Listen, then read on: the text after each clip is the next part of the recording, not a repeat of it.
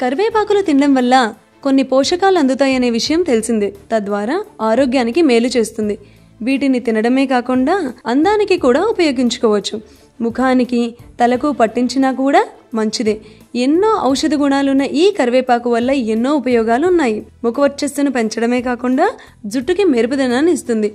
మొటిమలు, ఇతరత్ర వల్ల ముఖం పైన మచ్చలు ఏర్పడతాయి.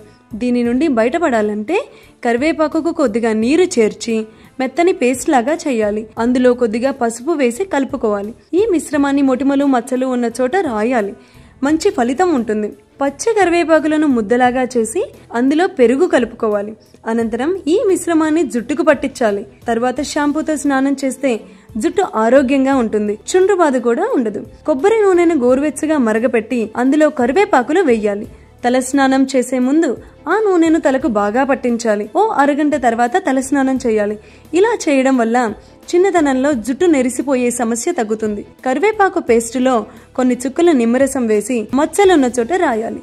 ఇలా తరచూ చేస్తూ ఉంటే మచ్చలు తొలగిపోతాయి.